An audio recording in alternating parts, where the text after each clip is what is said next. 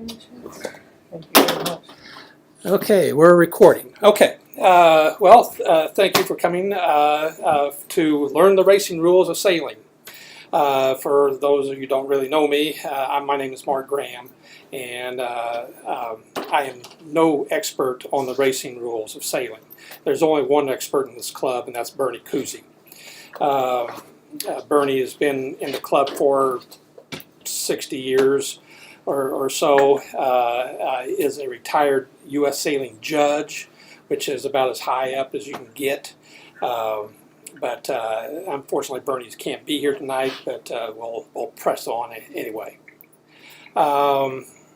What my plan is for this class, at least right now, is I'm going to do a kind of an introduction to the racing rules, cover some information that the DVD does not cover, and try to distill it down to how we do race in this club.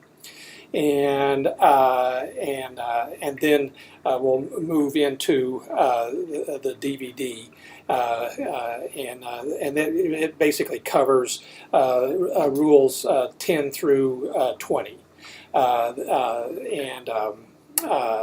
does a really nice job with that, because it's got the pictures and they've got boats out there doing it, and you can see what's going on.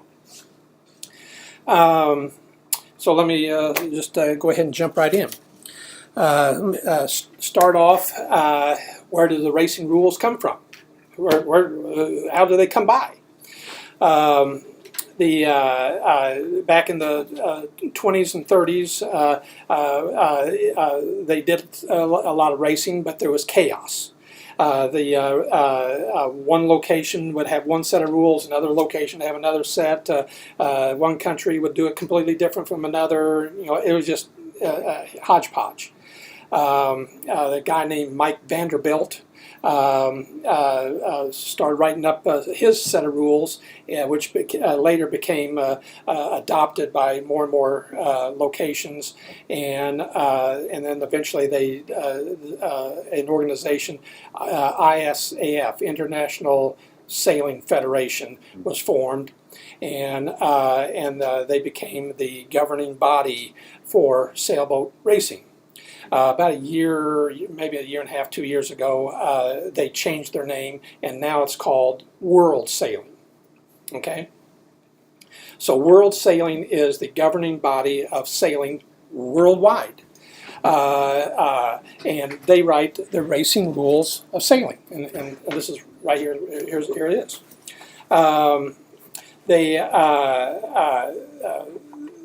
They work in connection. Well, first of all, they appoint some organization in each country, and there's over 100 countries. That's part of World Sailing. They appoint a governing body in each country, and in the United States, it is U.S. Sailing. Other countries, of course, have their corresponding. Mexico Sailing, England Sailing, China Sailing, whatever. Don't ask me if North Korea has as an organization, or Iran. I don't know, but there's over 100 countries involved in it. The organizing authority that's in each country, like U.S. Sailing, they work with World Sailing, and then they come up with the racing rules of sailing. There's other organizations that are in the United States and worldwide that are good, fine organizations, or kind of competing organizations, like American Sailing Association. They have a slightly different mission statement than U.S. Sailing, but they very fine company or organization, but they're not the organizing authority for the racing rules in the United States. Okay. Stepping down from U.S. Sailing, U.S. Sailing has organized the United States into different geographical areas. I don't know the boundaries of each geographical area, but Kansas City is in what they call Area F of U.S. sailing, and we have a Area F administrator. He's down at he lives in Oklahoma, I think it's Oklahoma City. And then from our area administration, then it comes down to our local club. In this case, Chicomo Sailing Club, and then we're of course a member of U.S. Sailing. So there's a chain, connection between the international, the national, and then the local. In addition to the published racing rules of sailing, there's several rules in the book that Rule 25, 89, and at least 4 different appendices mandate that each local organizing authority write a couple documents. One is which is the notice of race. And there's a notice of race. I got it. There's a copy of a notice of race, and sailing instructions. And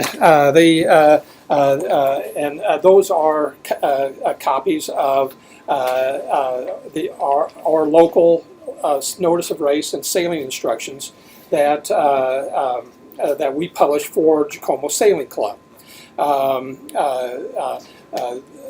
First of all, we write a global notice of race and sailing instruction for all of the club events, and then we write a specific notice of race and sailing instruction for a couple individual events, 2 of our special races. So we have our club series races, which are basically a 18-day, 36 race regatta. And then we have 5 special races: the season opener, the BPK, the Invitational Regatta, the Novice Regatta, and the Transjack, which is coming up in a week and a half.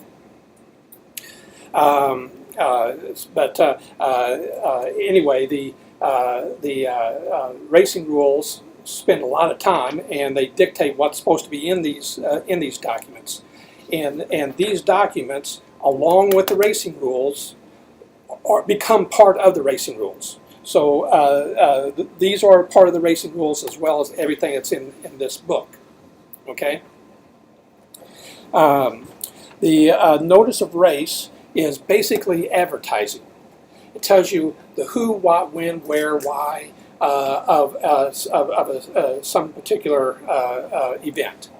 For example, if Southern Yacht Club down in New Orleans is going to put on a Labor Day race, a regatta, they will publish a notice of race, and it'll tell you who's putting on the event, when the event is, who's eligible to participate in the event, where the event's being held, what kind of event it is. It gives you all the pertinent information necessary for me to decide here in Kansas City, do I want to load up my boat and drive down to New Orleans and participate in that event? Invest my time and energy and money and all that to go down there. So it gives the basic information of what is so that you can make a decision. The sailing instructions gives specific information, more detailed information about that particular event, so that you know that, hey, I need to show up at 8 o'clock. There's a skipper's meeting at 8:15. The location of the skipper's meeting is this address. The first race is at 1 o'clock, and it's a point-to-point race instead of a around the buoys race, and all the very specific specific information necessary. Does a Sweet 16, is it in the number 1 fleet or the 2 fleet, or all the very specific information you need to be able to participate in the race.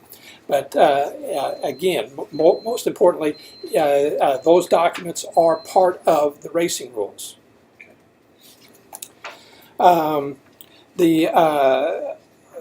Let's see, where am I going? Okay, prescriptions. The racing rules allow a lot of alterations and additions and changes to the racing rules. The organizing authority in the United States, U.S. Sailing, does in fact make some changes to the international racing rules, and those changes are called prescriptions. And you'll notice, you'll know that it's a prescription when it is labeled in bold print and in italices.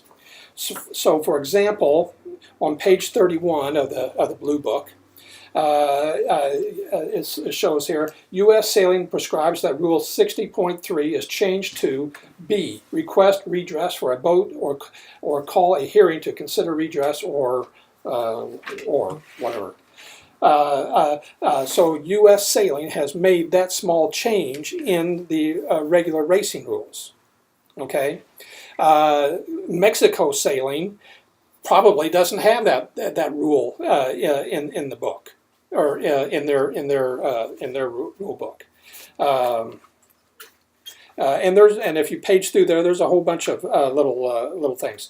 Here on page 23, U.S. Sailing prescribes that every boat shall carry a life-saving equipment conforming to government regulations that apply in the racing area. Go to racing.ussailing.org and click the PFD link for more information.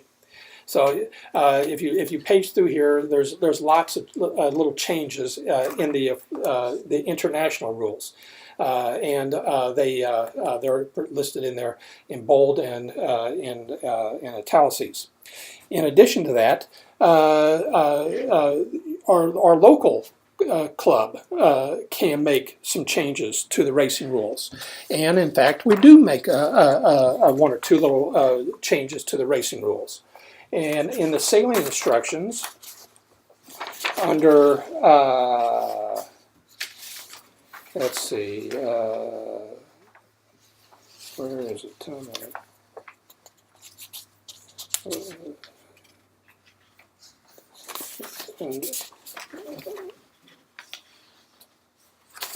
I'm looking. Give me a minute. I'll find it here. Restricted area boats.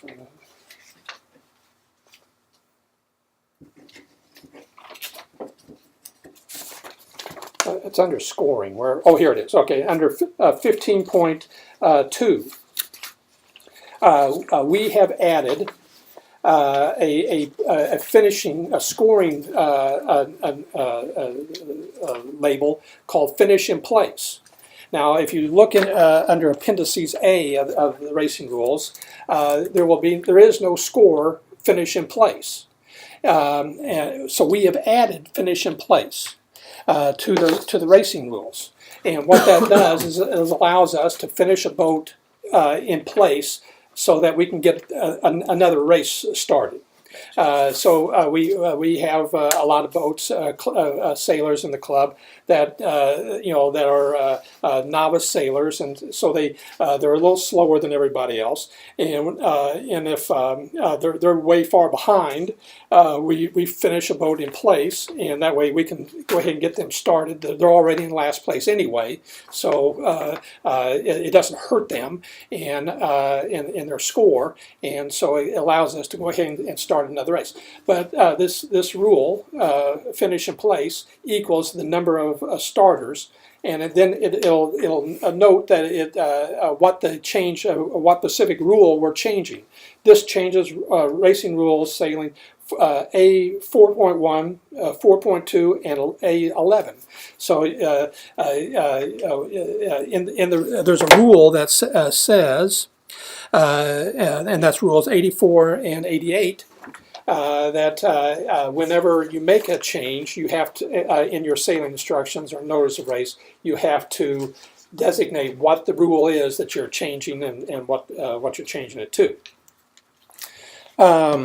So anyway, there's lots of information in here about what the rules are, where they come from, and all this kind of good stuff. Does anybody have any questions? Nope. Brad, you think I'm covering everything pretty close? Pretty clear? Pretty close. Pretty close? Okay. Yeah, speak up in case I gloss over something that should be pointed out. There is a lot of rules in this book, like 90 different rules. But fortunately, all but 10 of them you don't really need to know. There is, first of all, there is multiple levels of racing. There is our Sunday club races, and in this club we have Wednesday night races as well as our more formal Sunday afternoon races. There is regional races, national races, international races. As you move up that spectrum, the competition becomes more intense, more cutthroat. They're more aggressive, and all this kind of stuff.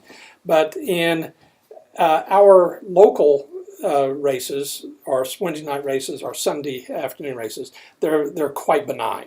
Very easy, very you don't need to know a lot. Probably if you knew 4 rules, that'd be enough. Number 1 rule is probably don't start before everybody else. Start when the starting gun goes off. Yeah, John. Not mention any names, but right. This is not a contact sport, so try not to bump into anybody. Go around the marks with everybody else, so that you're sailing the actual course, and have fun. I mean, if you just did those 4 little things, you could race out here with us for years. And believe me, I did it. I did it for several years. You don't have to be an expert in all this stuff to race with us, but it helps to know a little bit about things, and we're going to go through some of this stuff.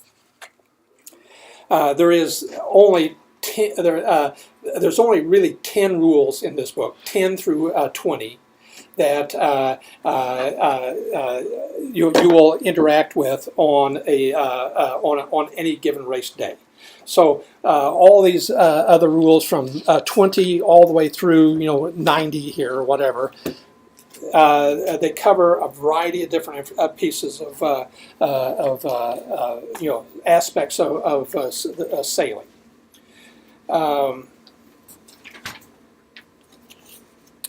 The book, I have to keep looking back to my notes to keep myself on track here.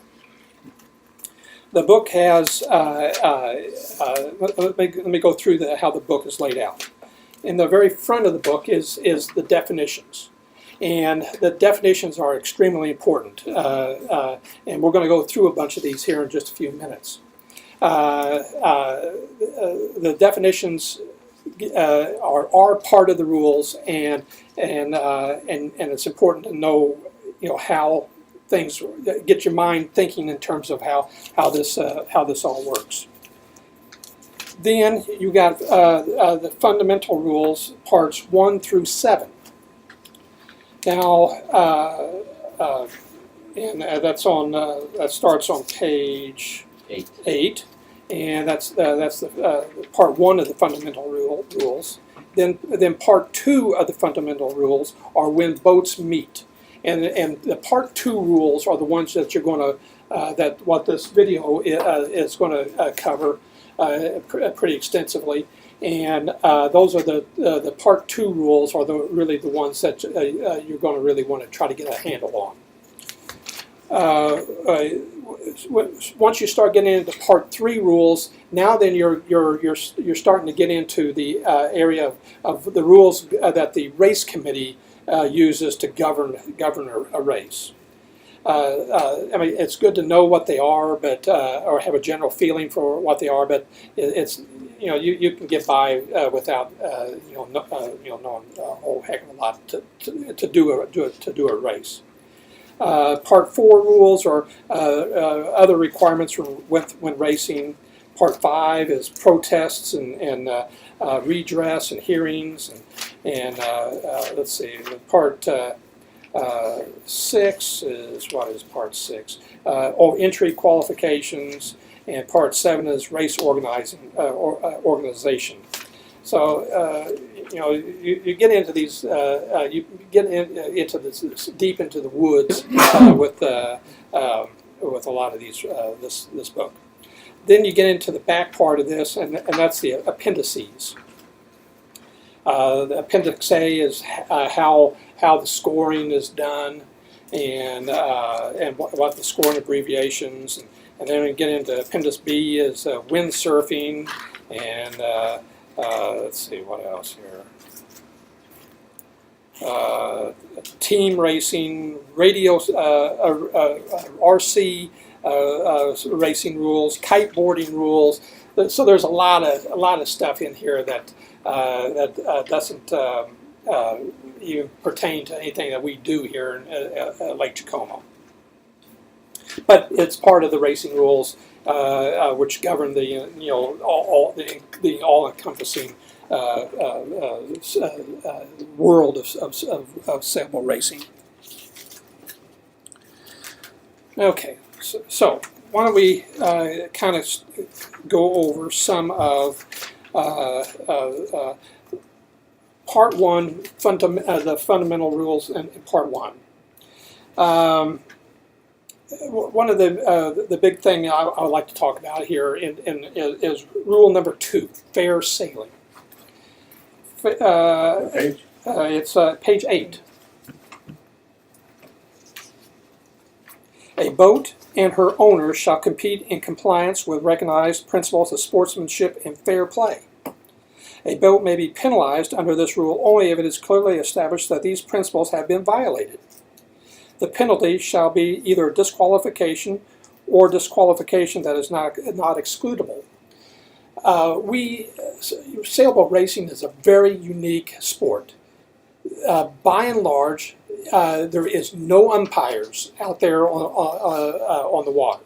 Even in fairly high level racing, even in some of the national and international racing, there is no umpire out there. We are expected to umpire ourselves. It's kind of a unique sport. Mm-hmm.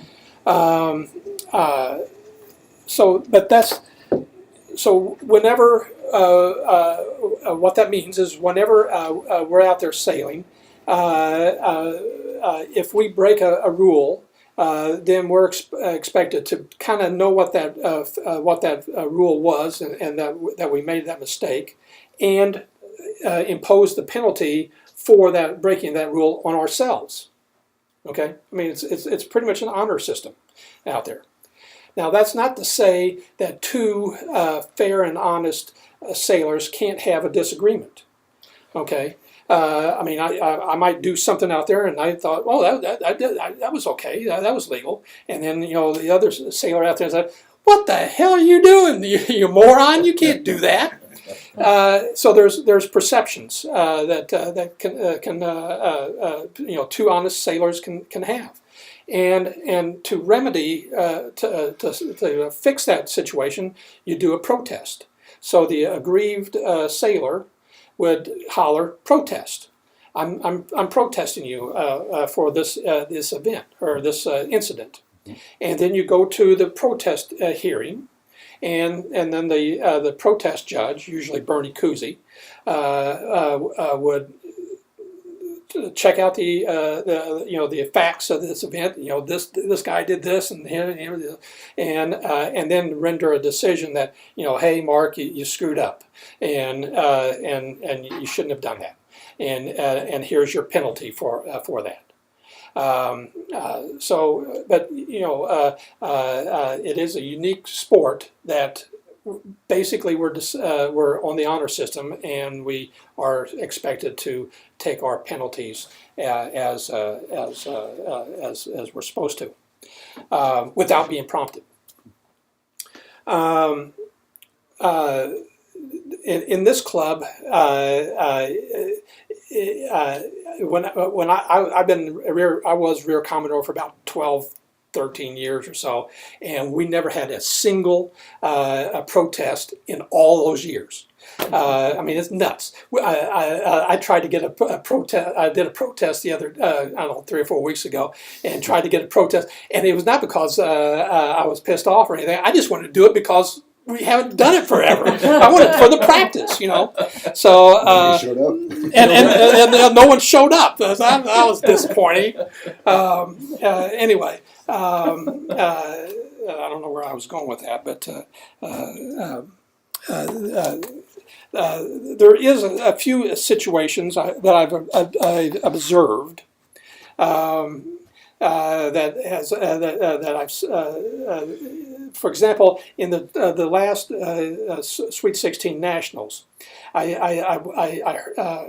Maggi was out there saying, hollering something out there on the boat about blue boat or he was doing some crossings and things like that.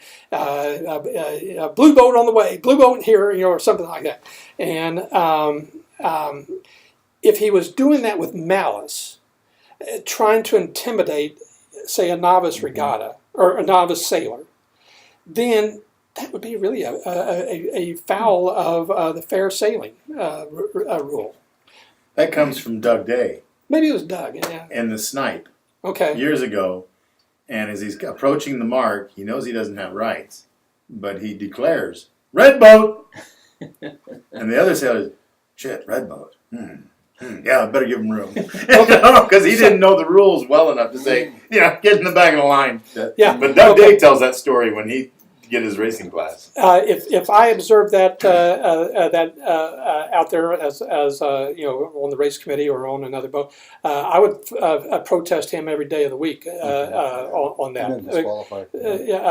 As a violation of the fair sailing rule.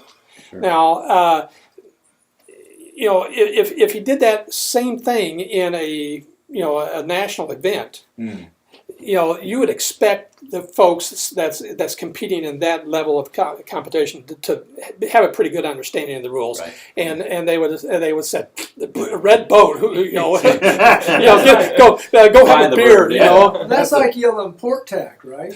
Doing that, yes. You yell port tack, and then you think, well, I'm supposed to change. Well, actually, no, Port tack actually, is- Yeah. starboard tack. You can say starboard tack. That means something, but you can't yell port tack. Right, and that's now again, if he was just goofing off, that'd be one thing. So if he had malice, if he was trying to do that to intimidate somebody that doesn't know the rules, that in my mind that's a foul for on fair sailing.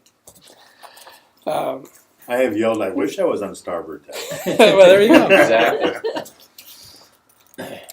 Okay, the four in part two, the four big rules of when boats meet. These are the four that you're going to want to focus in on, and that's what this DVD spends a lot of time talking about. Rule 10, 11, 12, and 13, and those four rules dictate who has right of way in nearly every situation out there on the water. Okay. 10, 11, 12, and 13. And that's both going upwind and downwind. Okay. 14 through 17 are the rules that restrict the right-of-way boat over what they're doing. Just because you have right-of-way does not mean you can do anything you want to out there. So 14 through 17 restricts your right-of-way rules. When you're thinking about some incident out there on the water, and this happens to me all the time. I'll be out there sailing, and something will happen, and I'll go back home that night, and I'll be thinking it through in my head, and I'll go back to the rules and say, oh well, yeah, I had right of way on that. But then you have to also go back and look at 14 through 17 and say, well, just because I had right of way, was I restricted in my right of way rules? Okay. Then 18 through 20 are rules governing going around marks and obstructions. And an obstruction is something in the water out there that you can't sail into. It might be the shore, which is what they call a continuing obstruction. It might be the committee boat. It might be another boat out there racing, or it might be somebody out there swimming that you have to get around. Rule 18 covers the going around the marks. The racing rule, world sailing adjusts. Makes alterations to the racing rules every 4 years, and we're at the end of the second year. So the racing rules are the current version is 17 through 20. They go into effect January after the Summer Olympics. So the way to think about it. Why was I going with that? This current version, the biggest change from the last version is Rule 18.3. Yeah. That's a big issue. And if you go on to YouTube, you will see all kinds of chatter and lectures about what morons wrote Rule 18.3. There's not a lot of people that like 18.3. Now, these guys that write this stuff live this stuff day in and day out. Right. So I have to assume some very intelligent people thought long and hard about the Rule 18.3 and why they wrote it the way they did. I'm going to give them the benefit of the doubt, but go on YouTube and Racing Rules of Sailing, Rule 18.3, you'll find some interesting Commentary. commentary. Yeah. I have, as part of our resources here, I have a 2-disc DVD that we're going to start watching here in a little while. And by the way, I burned copies for everybody. Bootleg, huh? Yeah, bootleg copies. Nice. Just be aware, you said that on TV, on yeah. TV. Dave Dellenbaugh is the who published this DVD, and but unfortunately, this is a DVD of the last quad. They call each 4 years they call it a quad. They did not publish a DVD for the new version, or else I would have bought it and we would be watching this. They went to an online thing to prevent bootleg copies. However,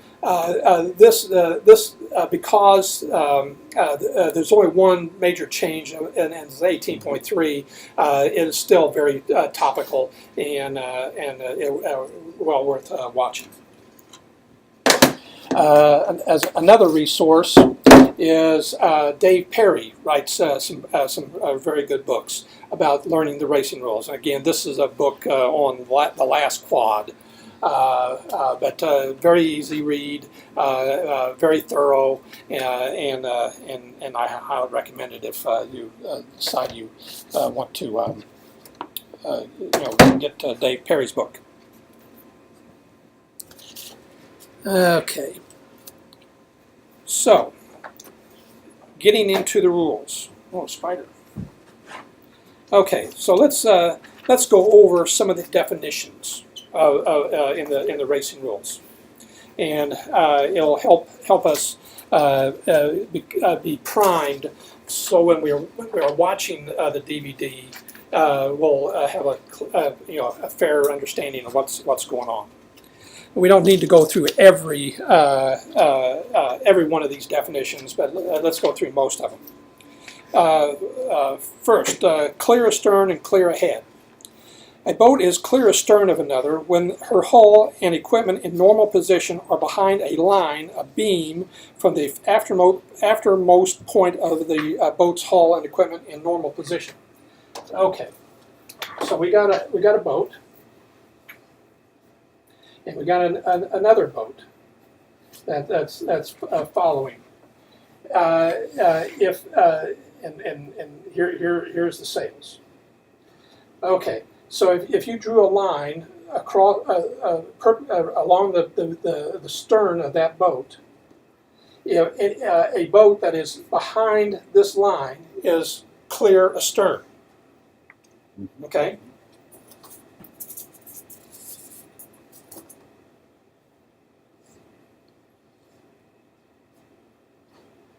Now then, this boat is overlapped because he is broken the line that is across his stern.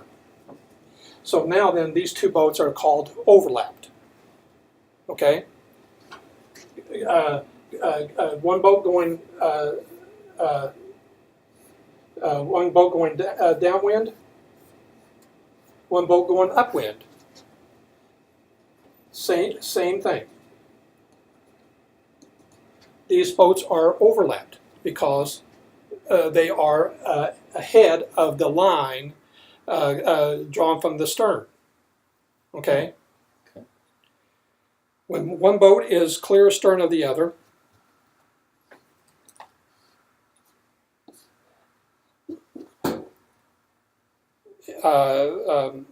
the aftermost point of the boat's hull and equipment in normal position. The other boat is clear ahead. They are overlapped when neither is clear astern. Okay. However, they are also overlapped when boats between them overlap. So, for example, this boat overlaps this boat. This boat overlaps this boat, but this boat is clear astern of that boat. Okay? However, they also overlap when a boat between them overlaps both. So,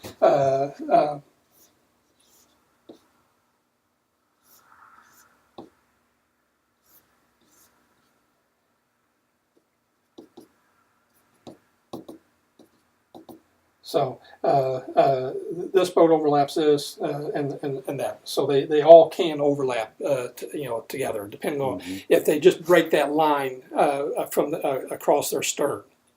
A lot of this becomes very important when you're when you're approaching a mark. And we'll get into this. There's a zone, what they call the zone around the mark, which is 3 boat lengths. And let's say two boats are coming, but neither one of them's reached the zone yet. And there is and this boat is overlapped onto that one. Well, this boat can effectively break the overlap by steering off a little bit, and now his stern is here, and if this is all done outside of the zone, you can break an overlap that away. That's happened to me a couple of times out there on the race course. But clear ahead and clear astern and overlap. The key here is are you in front of that line that draws behind from the stern? Okay. So here's a question. Yes, sir. If you're coming up to the mark and you got this situation where you've got the triple boats, Here. and does the boat ahead have to stay clear of the other boat. That is The one in the rule. rear, that's rule- even though he's not overlapped on the front one. That is Rule 12.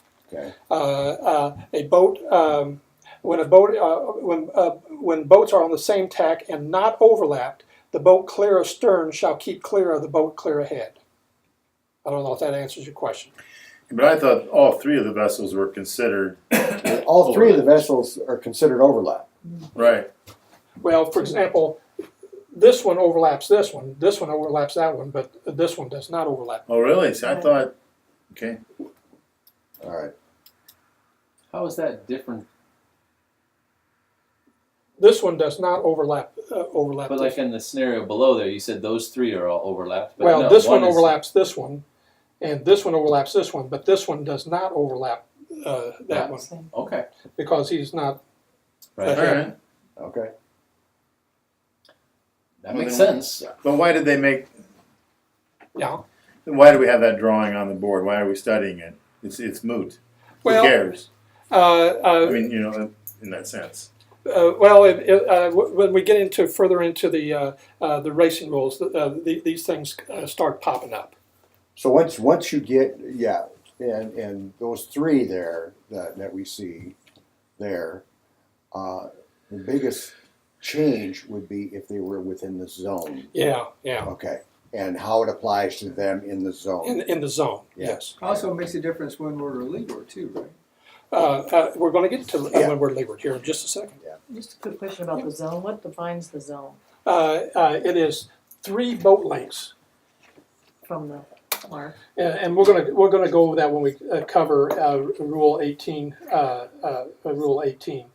I didn't draw that exactly real well, but the zone is 3 boat lengths from the mark. But we're going to get to that when we start covering Rule 18. Okay, fetching.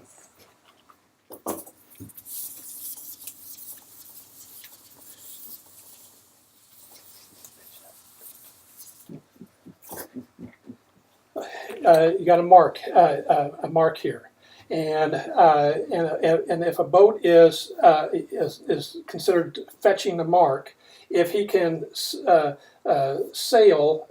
and make that mark. So if he's going to come up and do a port rounding, if he can sail up there and get that boat around that mark, he is fetching the mark. He can actually be a little low and then coast up and then around the mark. So if he's somehow able to get his boat around, he is considered fetching. A boat is fetching a mark when she is in a position to pass to windward of it and leave it on the required side without changing tacks. So if you have to change tack to get around the mark, you're not fetching the mark. So if you have to go the boom passes the center line, Then you're not. yeah. Head to wind. If you go past head to wind, if you go past head to wind, then you're then you're not fetching. right. But if you can get that up there and just coast around without tacking, Right. then you are fetching. A boat is fetching a mark when she is in a position to pass to windward of it and leave it on the required side without changing tacks. Let's see. It's got nothing to do with distance, or is that just inside the zone? Mostly inside the zone. Okay. Let's see. Finish. You may see that with different. I got a quick question. Yeah, Mark. yeah. What if it's like forward or starboard tack? You're not always on the windward side of the mark, though, right?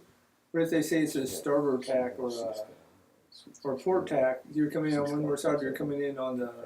Well, then you would have to tack. Well, you can still cross it without tacking. But you're fetching the mark. You're talking about when you're around the mark already. Okay. So- I got it. Okay. No, so, I yeah. got it. So yeah, I if don't you're wanna make this too complicated. if you're coming in on port tack and then you have to tack to go around it, that tack means that you're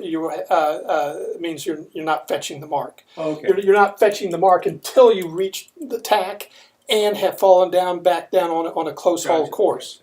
Then you're fetching from that point on. Right. Of course, that may be only a half a boat length away. But Right. okay. Finish. A boat finishes a race when any part of her hull or equipment or crew or equipment in normal position crosses the finish line from the course side. However, she has not finished if, after crossing the finish line, she takes a penalty under Rule 44.2, corrects an error under Rule 28.2 made at the line, or continues to sail her course. So we got the pin end, and then we got the committee boat, and on the committee boat is a flag that designates the finishing line. Okay, so we got the pin, got the line, and got the thing. So a boat finishes a race when any part of her hull comes up here and breaks that line. You do not have to sail all the way through the line. You can just come up, kiss the line, and then sail off. Okay, and you have finished the race. But you do have to clear the area. You can't come up here and park just stop up here. You have to actually come and clear the area.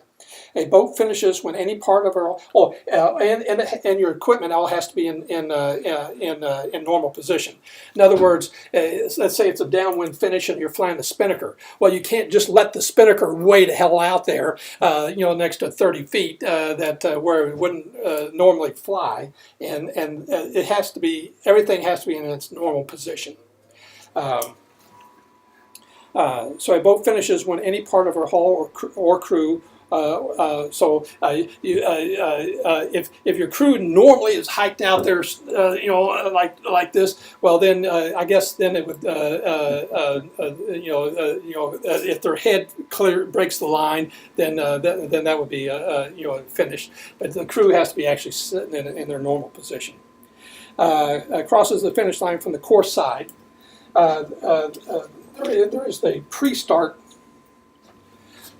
The pre-start side, let's say our number one pin's up here and our number two pin's down here. This is the pre-start side, and this is the course side. So the boat would have to go up, come around the mark, and then come back to finish. However, she has not finished. If crossing the finish line, she takes a penalty under Rule 44.2. Again, you don't have to completely break the line. And I did this part of the first season this year. I came up here, and then I turned sharply up into the wind to cross the line. Okay, now I'm dead into the wind, and I've lost all momentum. And I slowly started sliding sideways and slid and ran right into the committee boat. The committee boat is a mark of the course. Okay, the committee boat is a mark, just like any of the other mark. So I touched the committee boat, which is touching the mark. So consequently, under Rule 44.2, I have not finished and cleared the area. So what I had to do is come back onto course side, do my 360 penalty turn, and then refinish. And so my finish time was recorded as the second time I crossed the line. Okay, you have to cross the line and clear the area. Luke So it's Jolene, not just cross line; it's cross line and clear. clear, and you got to clear both ends. Right. Luke Jolene was horrid about going up there, crossing the line, and then parking right up there north of the line. Well, any other boats coming up his wind is he's fouling the wind of other racers. No. So they could protest him under Rule 44.2 or whatever it is for being in the way. I got it. Okay, so you got to come up and get out of here. So you can't just come up, touch the line, and then sail away. But under 44.2, what's the redress? DSQ? Yes. Unfortunately, it is not it's not a Part 2 rule violation. So consequently, withdrawal or DSQ is the only option there. Oh. So if you're sitting up here parked and you're fouling another boat, you can be protested and kicked out. Okay. Okay. Did we do? Keeping clear. A boat keeps clear of a right-of-way boat if the right-of-way boat can sail her course with no need to take avoiding action. So if you got two boats out here, you got a boat on port tack and a boat on starboard tack. Starboard tack has right-of-way. If this port tack boat can do something to allow the starboard tack boat to go ahead and sail his normal course, then he is keeping clear. Now that can take a variety of actions. He could tack to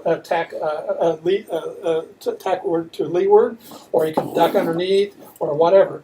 But anything that allows the starboard tack, the right-of-way boat, to continue sailing their course, he is keeping clear. Okay. That includes letting out your sails to slow down. Right. So slowing down, Yeah. whatever option that you choose. I mean, you as the giveaway vessel can do anything you want. You feel like you want to do to stay out of the way of the stand-on vessel. When the boats are overlapped, if the right-of-way boat can also change course in both directions without immediately making contact. So you got two boats sailing they're overlapped and on the same tack. If the right-of-way boat, in this case the lured boat, if he can change course and do whatever without immediately making contact with the giveaway vessel, he is in fact keeping clear. Now the big question is what is the definition of immediately? I've been in situations where we're sailing literally inches apart. Okay, and that's okay. I believe the definition of immediate would be a lot of it would depend on the skill level of the sailors, the sailing conditions. You know, if it's a drifter, you know, you can get a lot closer than if it's blowing 20 miles an hour. You know, conditions and the skill level of the sailors involved, the type of competition that you're in, those all can vary, and that's something that the protest committee would have to decide. You know, Was it immediate enough? Yeah, it wasn't immediate enough. Yeah, keeping clear.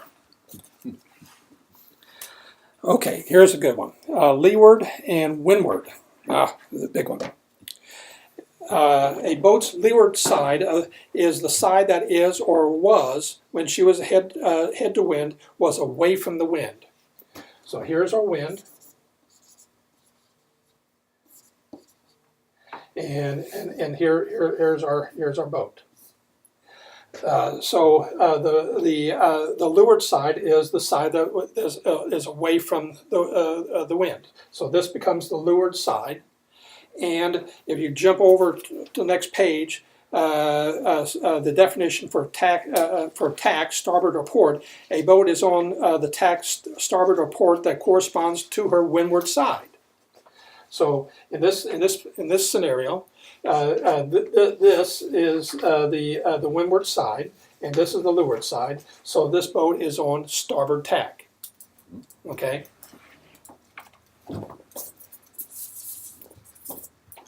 Going downwind.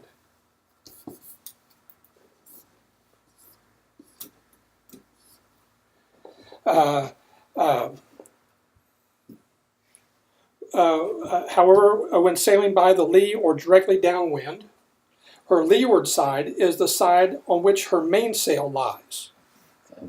So, this boat is her windward side is her starboard side. Her leeward side is the side on which her mainsail is on.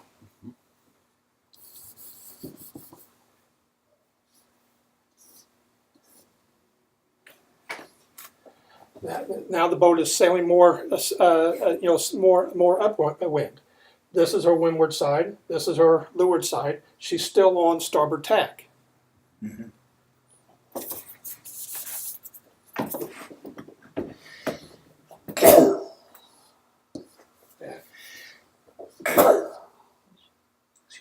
Right.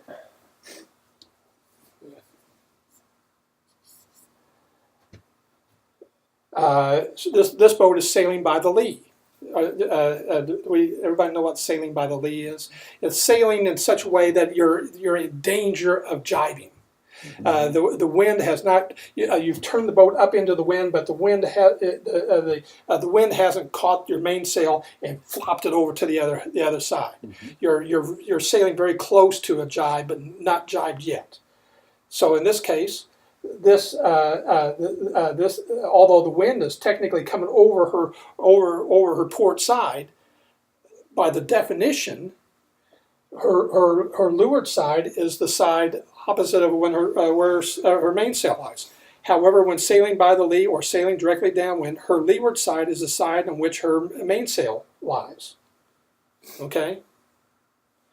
The other side is her windward side. And because this her windward side is down here, this boat is still on starboard tack.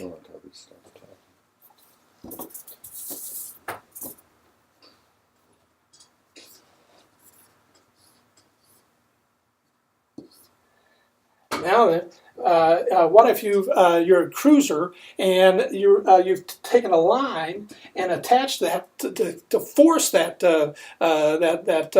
boom up there, or maybe you're up there holding it up there and keeping it from jibing.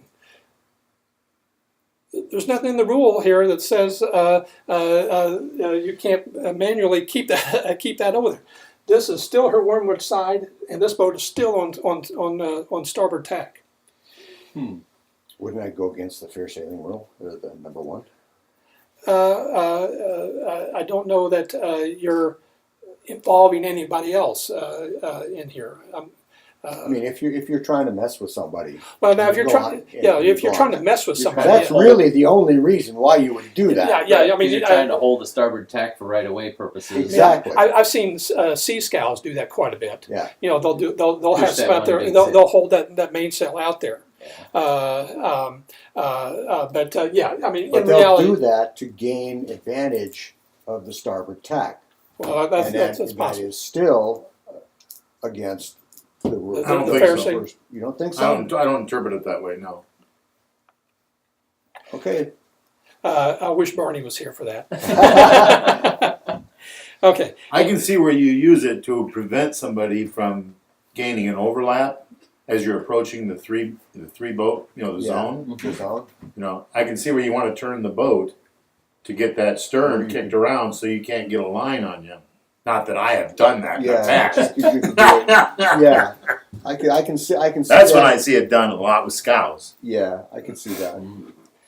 Okay. And you're pinching maybe a bit to get to the mark, or you've got plenty, Right. and you're willing to give up a little bit to keep your overlap and make it to the mark. Yeah. Are we going to talk about that? What happens with overlap once you get in the mark? Or in the Yes. zone? Yes. Okay. Yes. 'Cause Absolutely. that's- I'm Not for a while. We got a lot to get to. 19 Okay. point something. Okay, so a boat's leeward side is the side that is or was. Oh yeah. Here's an. Oh, yeah, it was. Okay. Right up the head of the wind. Okay.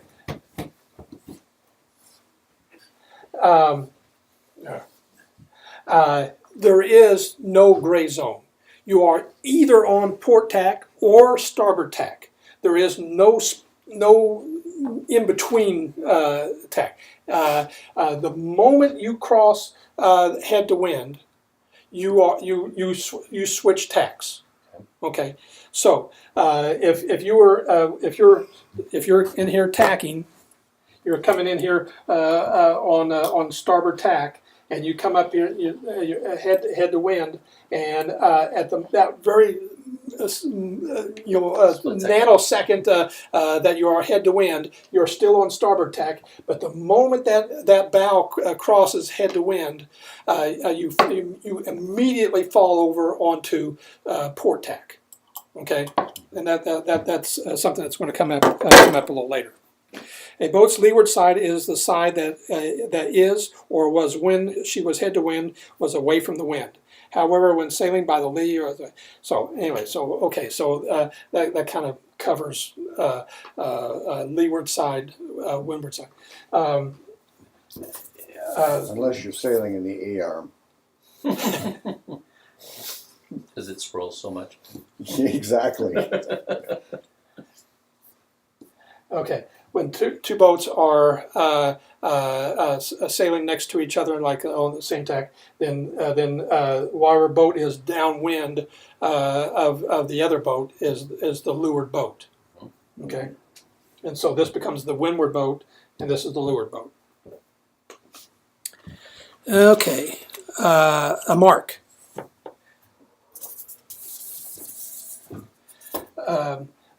The race committee will put out some marks, and they're big orange balls. So there'll be a mark, an upwind mark, and then there'll be a downwind mark for an I course, and then there'll be a pin, and then you got the starting line, and then you got the race committee boat, and you got the flag. This is a mark of the course. This is a mark of the course, and the committee boat again is a mark of the course. Okay. So the definition of a mark is an object, the sailing instructions. So we specify what the marks are in the sailing instructions that are requiring a boat to leave on a specific side and a race committee vessel surrounded by navigable water from which the starting line and finish line extends. The anchor line. Now this is important. The anchor line or an object attached to accidentally to the mark is not part of the mark. So the committee boat will have an anchor line stuck out here, and it's usually at about a 45-degree angle. So if you kind of cut close in front of the committee boat and you happen to hit that anchor line, maybe your centerboard kicks up, you have not hit the mark. We routinely will have our John boat tied up to the side of the committee boat. Mm-hmm. If you come by and happen to hit that John boat, you have not hit the mark because it is accidentally or incidentally tied up to the mark.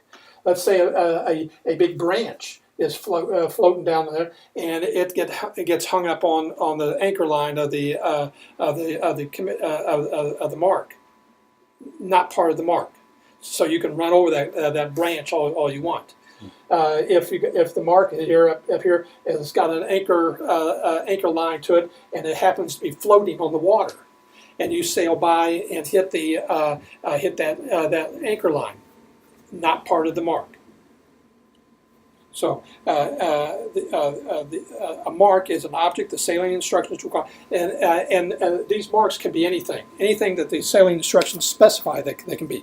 They could be a permanent buoy out on a lake or an ocean or something.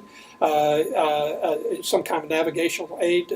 It can be an island. I was in a race one time, and one of the marks was a small island, so you had to sail around this small island. We have big ball marks, and we have a tetrahedron, which is basically a little small pyramid-shaped thing, and we use that as a mark sometimes. So whatever the signaling instructions say a mark is, that's what a mark is. So a mark is an object the sailing restrictions required to leave on a specific side of the race committee or the race committee vessel surrounded by navigable water.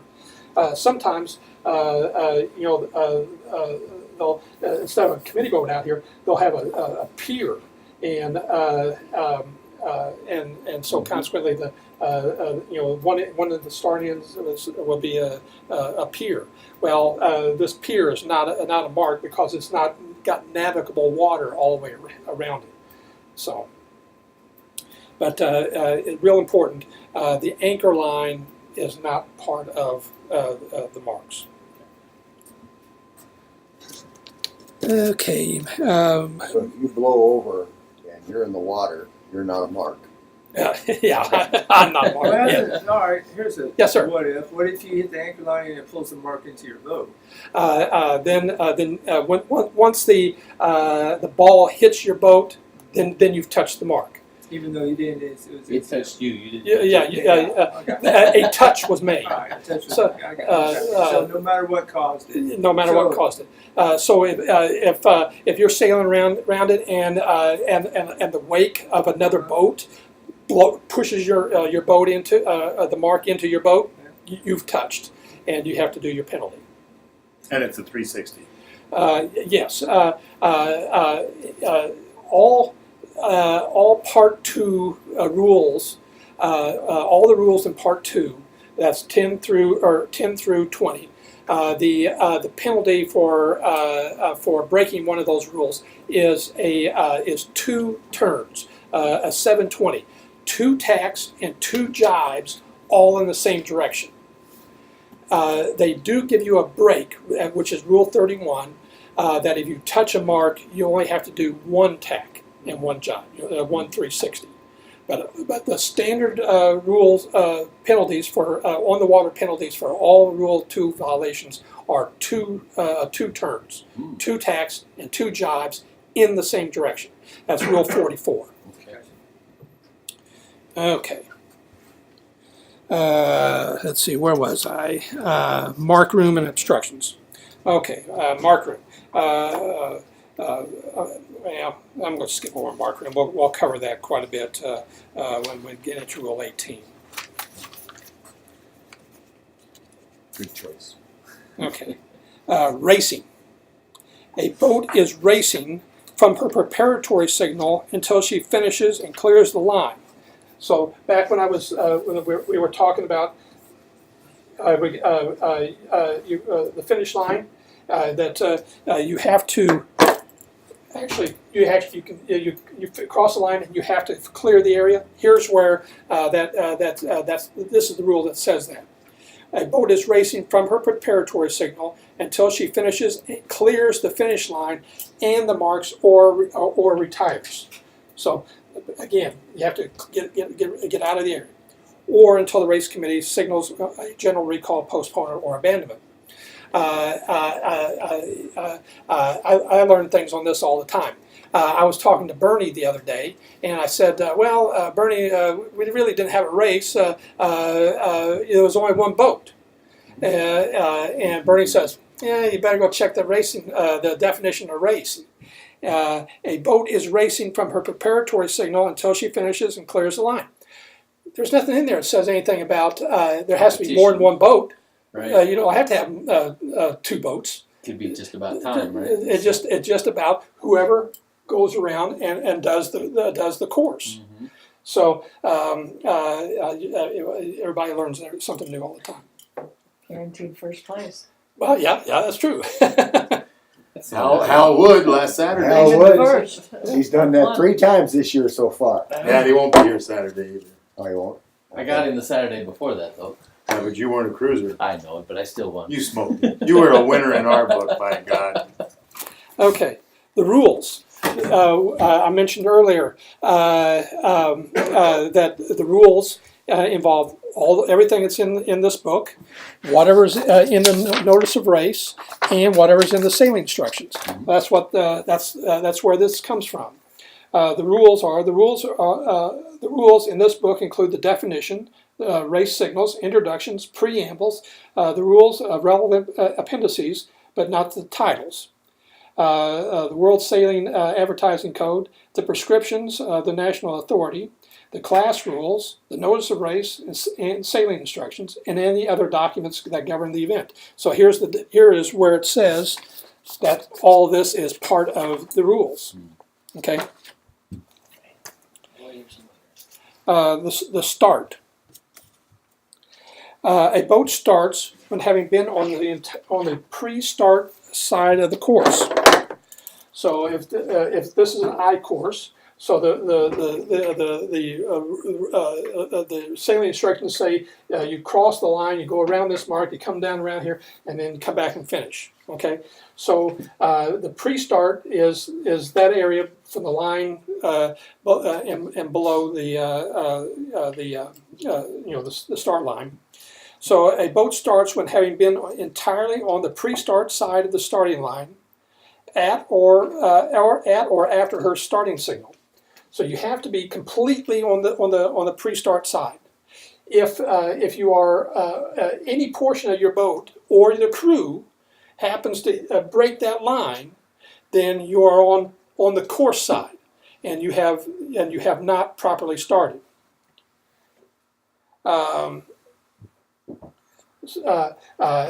The penalty for breaking breaking that line is you have to completely get completely behind the start line, and then you can restart. You do not have to take any penalty turns or anything. All you need to do is come back and get completely below the line. I do this every once in a while. It's what's called a dip start, and I'll be up here on the course side, and just 30 seconds before the starting signal, I will sail down below the start line. The gun will go off, and then I'll tack and turn up. Perfectly legal maneuver. It doesn't work in a crowded course because you got 30 boats down here all taken off. But if you got a long start line and there's not a lot of boats on there, you can get away with a thing like that. You have to be kind of silly to do it, but anyway, it can be done. And what's considered an extension of the start line? I'm looking at the and we'll get into preparatory signals here in a few minutes. The preparatory signal can be any one of these flags. If the sailing instructions dictate that Rule 30.1 is in effect, then and we do have one race a year that we use the I flag as the preparatory signal, and what that means, if you drew an imaginary line, a triangle between the committee boat, the number one mark, and the pin, if you are inside of this triangle in the last minute before the start, then you have to properly start. Let's say you're up here and within the 1 minute of the start line, you have to sail around one of the ends. It doesn't matter which one you go to, but you have to sail around the end, and then you can start. You can be up in here, because you're outside of that triangle. But normally you would come back around. But if you get caught or somebody forces you up into it, let's say you're down here and you're the windward boat, and he starts saying, I'm coming up, I'm going to push you up over the line, and in that last minute, and you come up and have to break that line to keep clear of this leeward boat, then he's forced you into a situation where now you have to go sail down around the end and come around. It's a tactic that can be used out there on the course. It causes bad words, though. Yeah, causes some interesting. Okay, here's a scenario. What if you're on different tacks, you're coming in, and there's so many boats that you cannot you can't clear the way. There's so many boats, and I've rubbed sides with a boat coming this way, mine coming that way, but everybody's coming on this tack. I'm on tack. There's another boat behind me. I couldn't. I can't. You had no turn. place to go. I have no place to go, and we traded pain. SOL. So that's nothing on either one of us because Can't safely tack. So. you can't do anything. You can't take any Evasive action. evasive action. Yeah. And you have to tell them, I have nowhere to go. Yeah. Now- Well, we now- didn't say because you come out of nowhere on that. Now, There's a lot of wind that day too. There is a little bit of a provision for that, some protection, and that is in And restrictions on yeah, right of way. on the restrictions here. You know this shit. Oh, I've been in the class. You are I started Where are you? worse than a salesman Okay, that knows Where the are you? channel 6, Rule 16. Yeah. When again, it is a restriction on a right-of-way boat. If you're on port tack and you got a starboard tack boat, he has to give you time and opportunity to get out of his way. He can't make a change or force you into something without giving you the opportunity to keep clear. Mm-hmm. And we'll get into Rule 16 in a little while. Okay. But if he gave you plenty of opportunity, then and time, given the conditions that out there, then that's on you. Yeah, And, that's and on me. Yeah, I understand. but he does have to give you an opportunity to keep clear in the definition. Okay, now what if you say hold your course, and you're coming up on Sailboat Cove and the wind changes and you run into each other? Then what? The leeward boat, the windward boat would be at fault, right? Well, yeah. Just because there's a wind change doesn't really impact, those Rule 10 or 11 in that situation. Okay. But again, just because you have right of way, that doesn't mean you can just do anything that you want. You have to give the giveaway vessel time and opportunity to make those corrections. I just remember the 60th regatta and all that wind that we had, and people out there, and he put that point out there in Sailboat Cove. Remember what we were doing, trying to go into there? That was crazy when we were, because we were coming like this at each other, and then the wind would fall off. As soon as you come up around that point, the wind would fall off, and we're going like this at each other, like 20 knots. Oh, Okay. 20 mile an hour wind. I was in the Starwind in that race. Yeah. We were having a blast. You were there. I remember seeing you up there. And we watched the boats ahead of us go into that debacle. Okay. Yeah. And so we made some tactical decisions going in. How were we going to handle it? Mm-hmm. Well, we were all trying A lot of different times- things to get out of that wind, but you always get hung up. A lot of times in this situation, what'll happen is you'll have the starboard boat almost, the port tack boat will think, hey, I'm going to clear him. Mhm. I'm going to clear him. I'm going to clear him. And the starboard tack goes head to wind a little bit Uh-huh. and doesn't clear. That's where this situation comes into effect. Yeah, absolutely. They made the choice to go up. Do you still Yeah, have you To- could, to- you could pinch up. get a lift. To Yeah, you pinch could up. get a lift Yeah. or something. It will just pull you right into the other boat or something. Pull your So the port tack boat was almost clear, and would have been clear if they would have stayed on Held their course. but they They pinched it up and caused them to fall. So yes, you can use the rules as a sword, but then also there is a shield there too for in those 14 through 17 as a defense. Okay, the zone.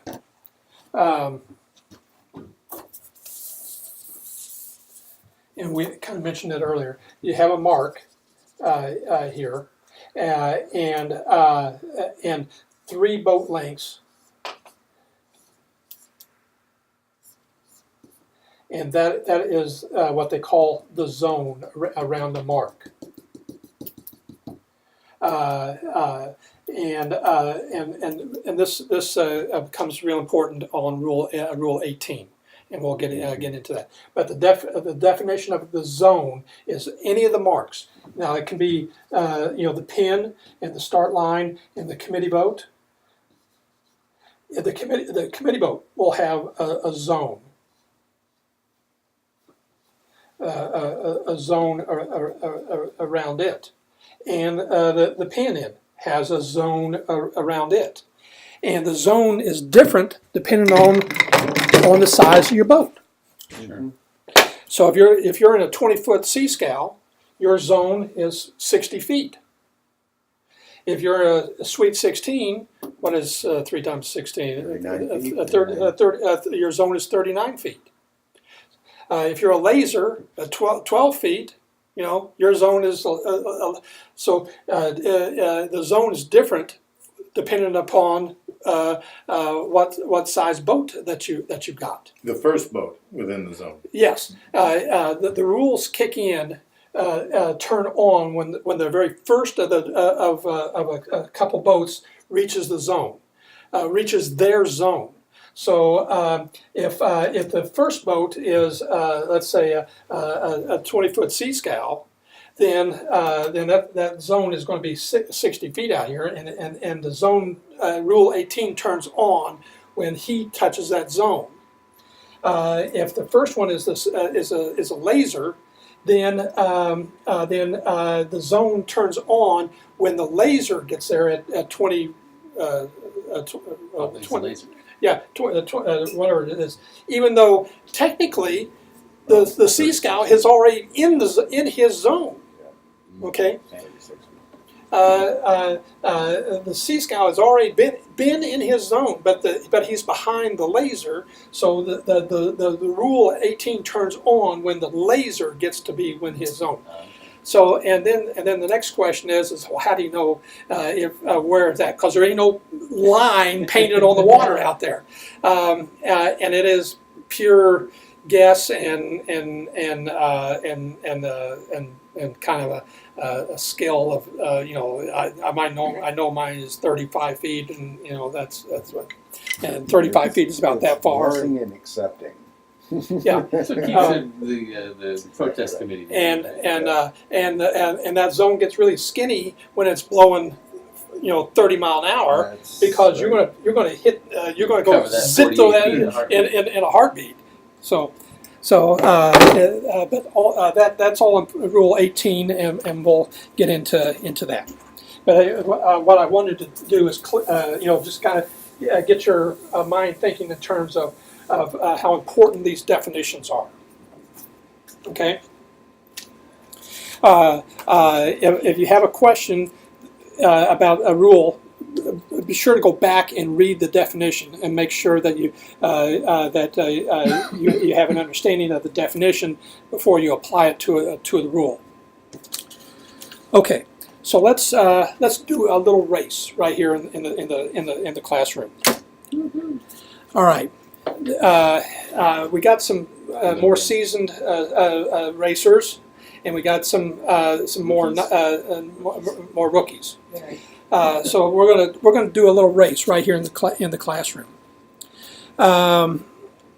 Rule 26 dictates the starting sequence.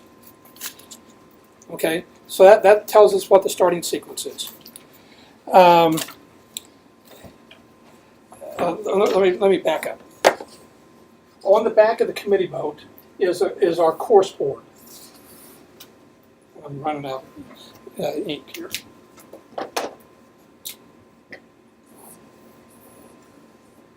And it's got some lines, white lines painted on it. You read the course board in columns, okay? So it's got 3 columns and 4 rows. The first column is the number 1 start. Okay.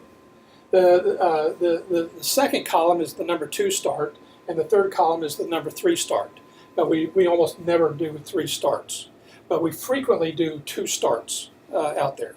Okay. On occasion, when there's not very many boats out there, maybe we only got 3 or 4 boats coming out, we'll decide to do just 1 start, and it is called a J start, because it's just one start. And in fact, painted right onto the course board is a big letter J. So if you see the big letter J, that means one start, everybody starts at the same time. When the Sea Scows were a much bigger fleet, we used to have as many as 8 or 10 Sea Scows out there. We would have 2 starts. We'd have the small boats start on the first start, and then on the second start, the bigger, faster boats would start. Now we're down to 1, maybe 2 Sea Scows on a given day, and that's about it. So next season we're going to have to start thinking in terms of adjusting what fleets go with what start and whatnot. Okay, so let's say we have a 1 and a 2 for which is very common. So we're going to have 2 starts, and then the next column is it's common to all 3 starts, and that's the compass heading to the number 1 mark. Let's say we're doing a triangle course. Okay, so we got and here's the pin, and here's the committee boat, and here's the start line. And this is true north. So the compass heading to the number 1 mark would be 360, for example. Is true north, and so that tells us where is our number 1 start number 1 mark to go around. The next thing down here would be what the course is going to be, and that is in your sailing instructions. And there's some diagrams back here. Let's change this to. These are examples. Let's change this to an M course. Okay, so it's a triangle. So you go up around this mark, down around here, and then come back. Okay, so this gives on the sailing instructions, it gives a diagram of what the courses are. That's what's in the number 3 box on the column, and then the last one is the number of laps. And let's say we're going to do 2 laps. So you start, you go up, go around, come back, and then go to your finish line, and then you do the whole thing over again, and then you finish. And that's on the back of the on the back of the committee boat. And it's a great big board. It's about this wide and about that long, so you can see it halfway across the lake. And do you have to cross the finish line on your first lap? Well, no. Okay, so you can go around the mark if you wanted to. If you're on attack that takes you outside the start-finish line, Yes. you're Yes. okay to do that, right? Yes. Finish line isn't part of the course. Right. For you. On that lake. Yeah. Only on the start and the finish. Well, it's in here. I The got it. language is specific. Yeah. Okay. I didn't mean to make And it it can complicated. get confusing but depending it's good on to the- get it exactly right. Right. Yeah. It can get confusing. Yes. When you're sailing the course, the course is in this situation. The course is to go up around here, come around, and then you come up, and then you do it all over again. But these marks, the pin and the committee boat, are not a mark of the legs that you are on when you're doing your first lap. So it's as if they don't exist, and you can sail on any side that you want. They don't exist after you do your first lap. So after you're finishing up your second lap, then they turn back on, and they become a mark. Got it. So if you're in your first lap and you're coming up and you hit the pin for some reason, You can run right over it. you run right over it. It is. No it is- penalty on it. No penalty it on is it. not You a can mark run right of over the it. core leg that you are on. Got it. You touch any of these. Just wanted to make that clear. Plans on doing It does not exist because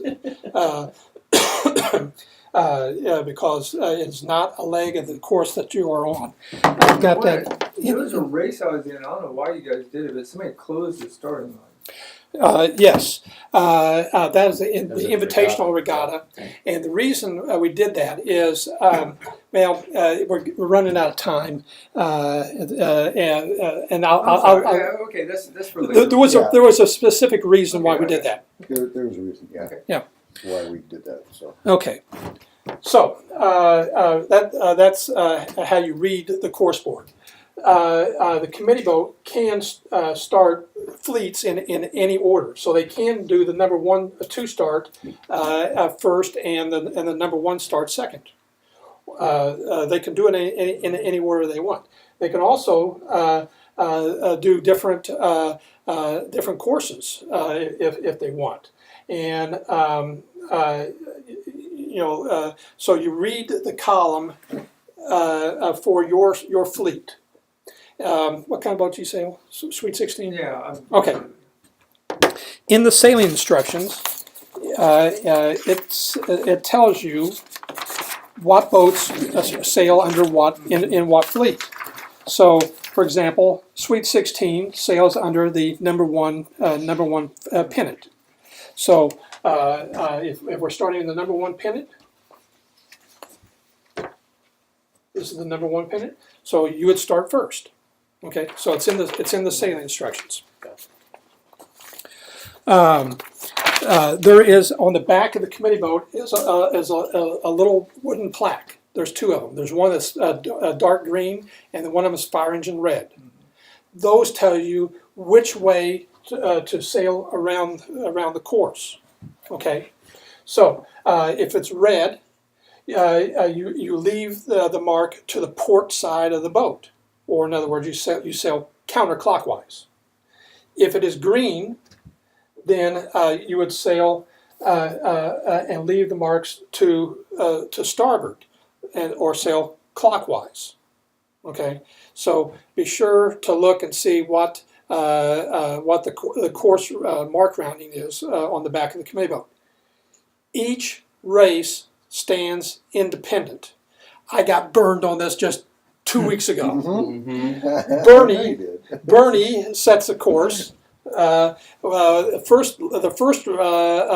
first race, he set it up as a port rounding or starboard rounding, whatever. Second race, he flips it over and starts the second race as a starboard rounding.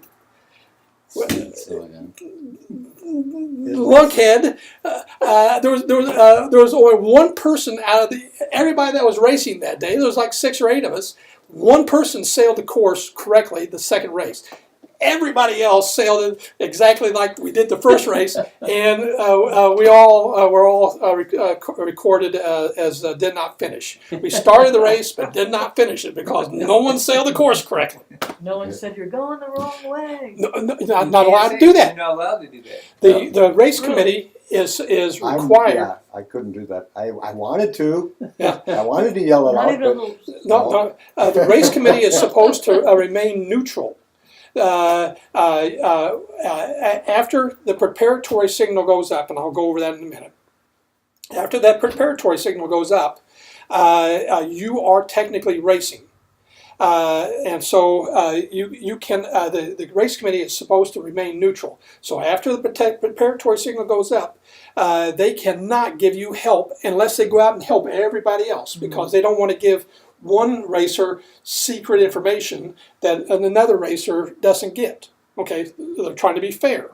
So consequently, they were not allowed to go out there and say, subliminally, I was just kind of using my arm to point at the color of the color of the boards. No, what sucks is when And you cross nobody the was finish watching line, what I was and they doing. don't blow the whistle. That's how you know. You cross the finish line, you wait, and no No whistle. whistle. No whistle was blown.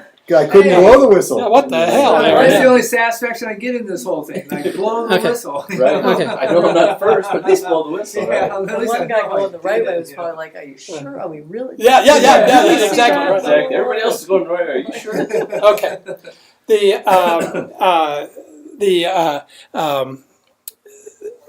we're all sailors here. Sailors communicate by flags. Okay, that's how we communicate. There's horns that we sound off on the committee boat every time that we raise or lower a flag, but those sounds are only a courtesy. They are not the official sound or the official notice, and you will see that in in Rule 26. Races shall be started by using the following signals. Time shall be taken from the visual signal. The absence of a sound signal shall be disregarded. So about half the time those horns don't work. Mm-hmm. But if the horn doesn't work, doesn't matter. It's that flag that goes up and down. That is the actual signal. Okay. On occasion, we will have to postpone. Something will happen. The timer may stop. Somebody may have dropped their sandwich on the committee boat and want to get their sandwich or whatever. Whatever the reason is, sometimes we have to postpone. The postponement flag is I call it the cat in the hat flag. It's this red and white pennant. Where's Waldo hat? Is what? Where's Waldo hat? Where's Waldo hat? Dr. Seuss. Okay. Sometimes we'll have to postpone. The race committee can do a postpone clear up to about a nanosecond before the dropping of the start line. Okay, so they have complete time to any time during the starting sequence they can postpone. Another flag that you will commonly see is the Y flag on the committee boat. Okay. It's this yellow and red striped flag, and that is required to wear a life jacket. The committee boat can only rescue so many people, and if there is some kind of a high wind and there's a lot of danger of several boats going over at the same time, we can only get to one person at a time. So sometimes we'll fly that Y flag, and that Y flag is a requirement to wear a life jacket, and that's Rule 40 in the book. Okay, the starting sequence. I know this is kind of seems kind of silly, but this helps you remember the starting sequence. 6 to get ready. 5, 4, 1, start. Do it with me. 6 to get ready. 5, 4, 1, start. And what does that mean? Okay. The race committee is going to, sometime before the start of the race, is going to put up this black and yellow checkered flag. It's the L flag, okay? And what that means is, y'all come on over here, we're going to have a sailboat race after a while, okay? I say it that way because it helps you remember. When that L flag goes up, it's time for you guys to come and get in the starting area. Because we're going to have a race here pretty quick. It might be up as, I would say it should be up no less than a minute, but usually 10, 15, 20 minutes. It's kind of undefined as to how long it needs to be up. But when it's up, that means the race committee is getting anxious. We're wanting to get this thing going. And the racing rule, the sailing instructions dictate this race is supposed to start at 1:30. And a well-run race committee is going to start that sucker at 1:30. You can bet that Brad's going to start that sucker at 1:30. Yep. That's right. When that flag goes down, that's your 6 to get ready. Okay. Then so that's 6 minutes to the start. 6 to get ready. At 5 minutes to the start, the warning flag goes up. We're warning a group of boats. That we're going to start them start their race. So it might be the number 1 pennant, or might be the number 2 pennant or number 3 pennant or whatever it is. Okay, Whatever class you're whatever gonna start. class we're going to start, that goes up at 5 minutes to the start. So 6 to get ready, 5, and we're warning you that this is the group of boats that we're starting. That's the warning flag. At 4 minutes to the start, the preparatory flag goes up. That is one of these 5 flags. Now, 99.9% of the time, it's this blue with a white flag square in it. That's the preparatory flag. And if you remember, that's the flag that means that if this is the committee boat with flag and you got the pin, you can be on the course side 1 minute before the start, and with no penalty. You just have to be behind it when the race starts. We have one race that we've been using the I flag, and that means you have to go around the pin or the committee boat if you're over the line in the last minute. But not 90% of the time, it's the P flag. Do people really hang out up there? Oh yeah, quite a bit. Yeah. And then just come down and They're Exactly. jockeying for that start to hit it right at that moment. kind of block people out? Yeah, they'll dip down and And do a dip start. I do it quite a bit. So that it goes up at 4 minutes to the start. And again, that is where all the racing rules kick in. So if you're sailing by the committee boat and the P flag is not up yet, you can ask a question and get an answer back from the race committee. However, once that P flag goes up, you are racing, and the committee boat can no longer give you help. And that doesn't mean you can't ask somebody else. You can ask anybody else on the water. They can give you the answer to any question that you have. And we do. We chit chat back and forth out there on the water. But the committee boat can't. Also, any other rules kick in. For example, if it's dead air and you're paddling to try to get up there to the racing area because there's no air, no wind, when the P flag goes up, you got to stop paddling because that's unfair. Or if you've got a motor on your boat, you have to turn that motor off when the P flag goes up. Okay, so. That's at 4 minutes to start. So 6 to get ready. The come within hail flag comes down, and that's 6 minutes to the start. 5 minutes to the start, the warning signal goes up. 4 minutes to the start, the preparatory flag goes up. Nothing happens for 3 and 2 minutes. At 1 minute to the start, the P flag comes down.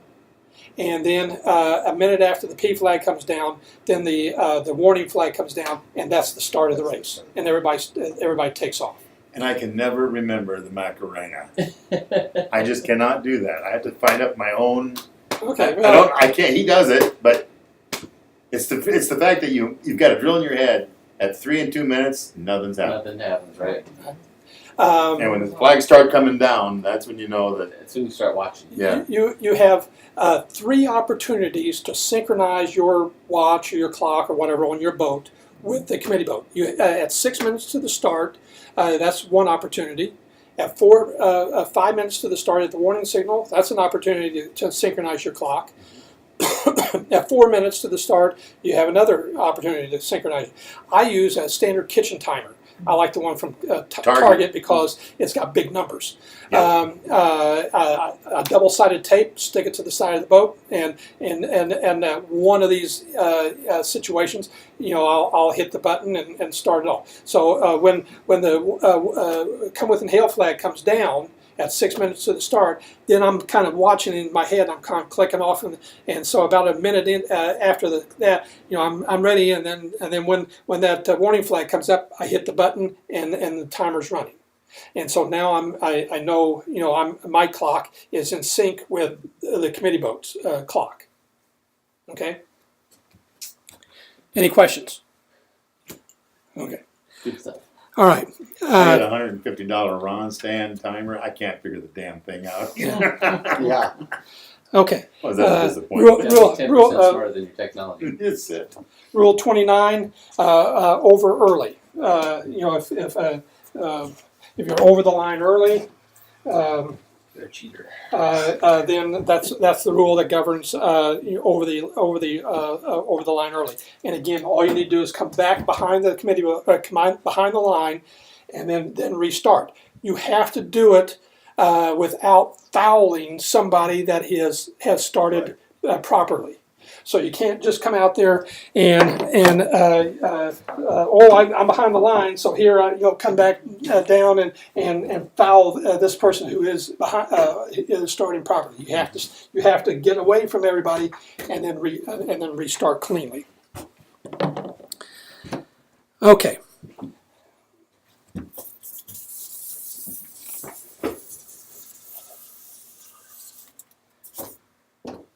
You got the string. Okay, let's say you got a third mark over here. Rule 28. Rule 28. It's always best to go back and read the rule.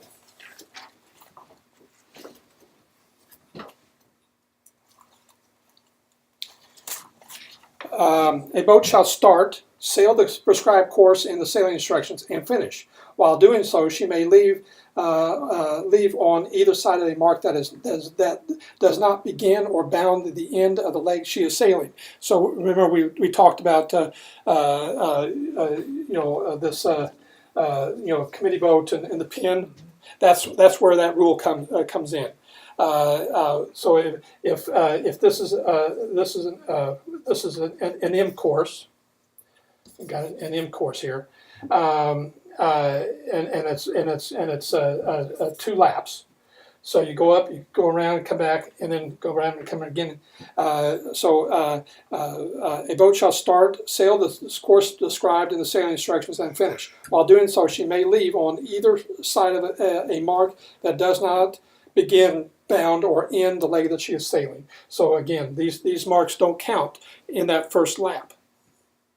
After finishing, she does not need to cross the line completely. Okay, we talked about that. A string representing the boat's track from the time she begins to approach the starting line from the pre-start side to start until she finishes shall be drawn taut. So you got to think of it in terms of a boat that and they're trailing a string. If I get my okay, and this is the string.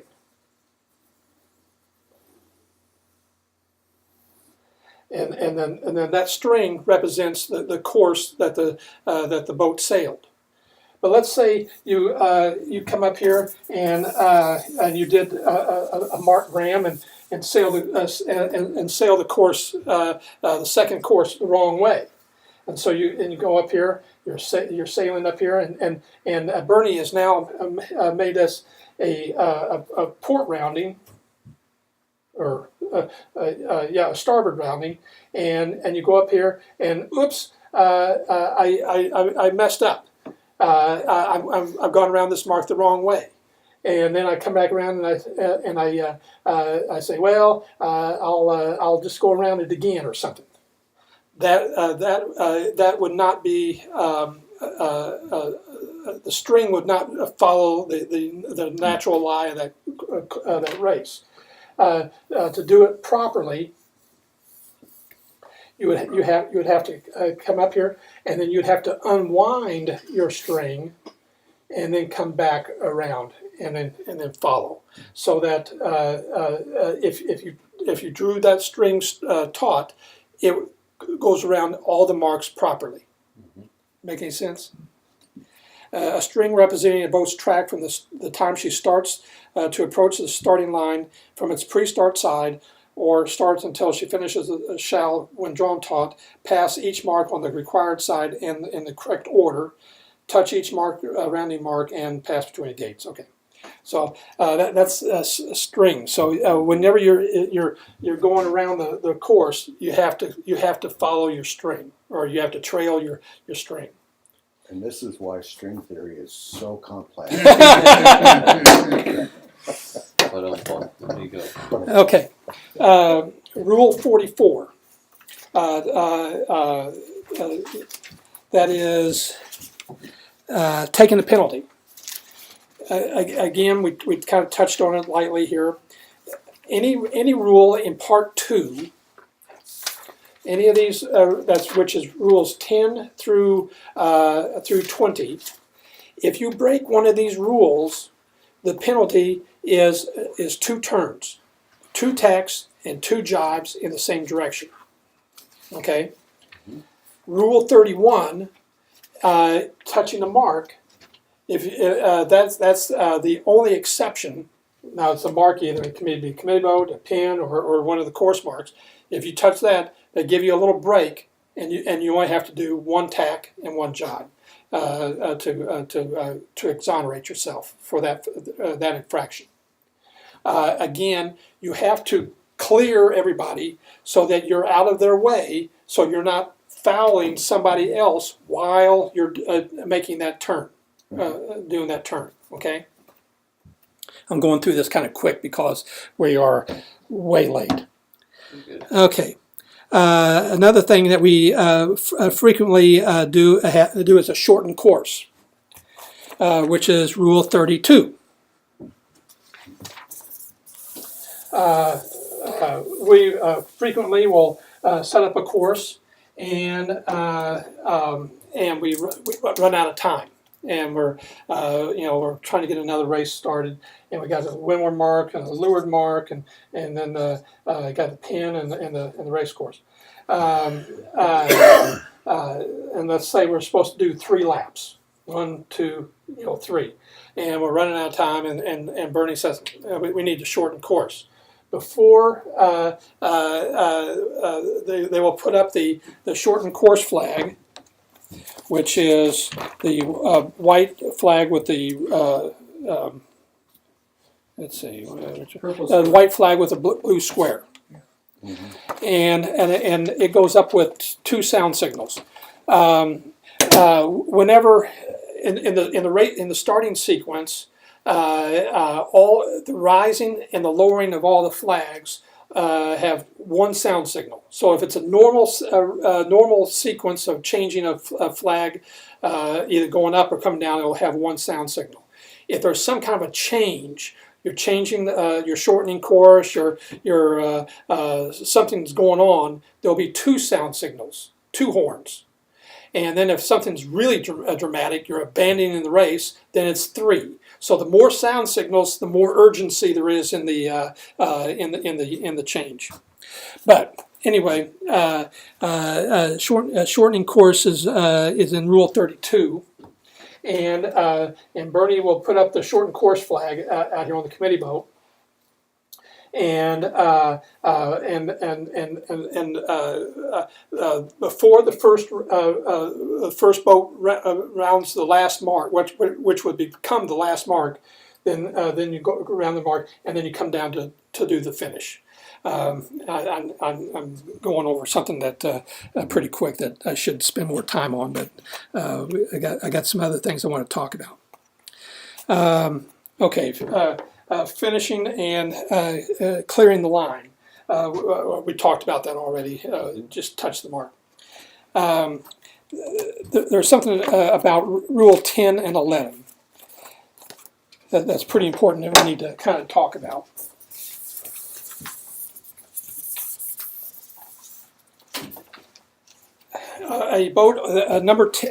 Rule 10 is the port starboard rule. Okay, a boat that is on starboard tack is the right of way boat, a boat that's on port tack. Okay, Rule 11 is the windward leeward rule. The windward boat is the giveaway boat, and the leeward boat is the right-of-way boat.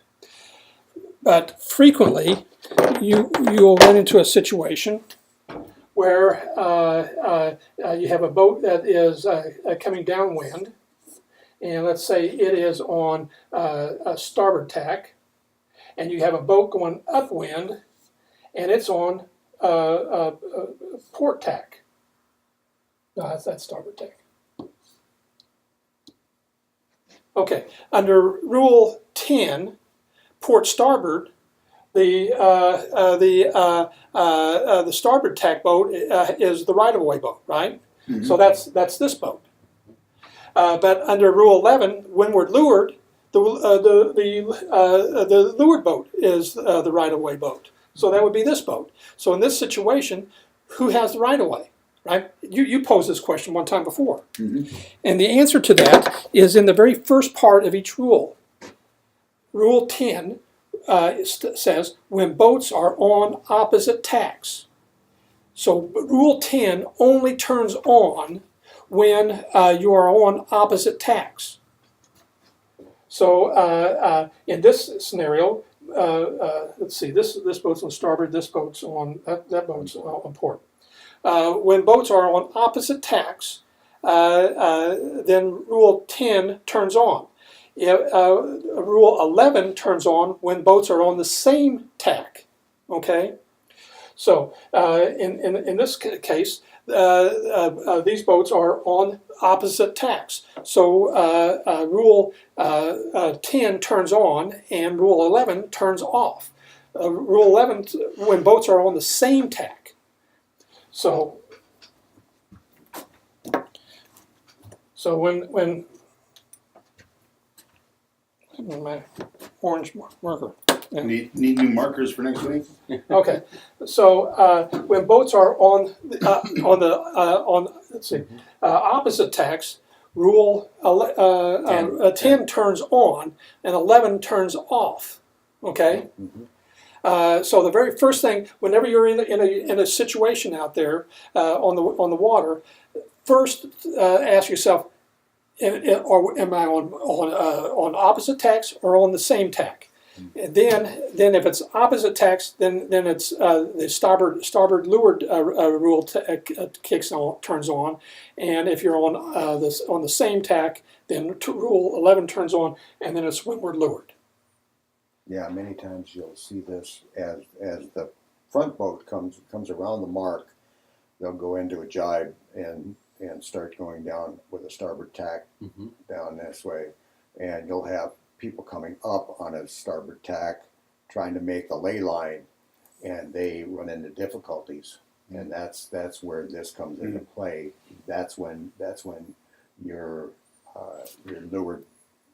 Windward, yeah. The leeward boat becomes right away. So you will run. So the person making the mark has to get out of their way coming in. Then, if they're going downwind. Well, it depends on the tack. If you're both on the same tack. It depends on. But if you're on the same, but if you're on the same tack and you're coming around the point and you're going downwind, so if you're going upwind. You turn around and come downwind, you're on the same tack, you have to get out of their way. Not necessarily, depends on what tack they're on. Right, that's what I mean, if you're on the same tack. But if you're on the same tack, so if you're on the same tack, if you're on the same tack, then the windward leeward rule turns on. So basically, if and again, this falls back to the rule, the definition of windward leeward and port starboard. So that's how you catch up with somebody who's ahead of you who makes the mark. You just go into the same tack as them and they can get out of your way. Exactly. Exactly. So they have to get out of the way, so they have to go off the course a little bit. You make the turn, and then when they straighten out, you're on the same line again. That works. Several times, you'll have boats. They'll come out here, and two boats will be sailing downwind, and this boat up here is on port tack, and he'll flip that sail over there. Now then, or vice versa. to change the whoever has right of way. Well, there, you can flip that sail around to use this rule as a weapon again. Okay. All right, it's 9:20, and we are completely out of time. And the purpose for, or at least in my mind, the purpose for today was to try to lay the groundwork so that when we get into this video, then things will start to start to click, and you'll have some basis to work with. Ah, you're doing good. We're getting there. Okay. Good job. Yeah, thanks, Mark. Deep stuff. So you do.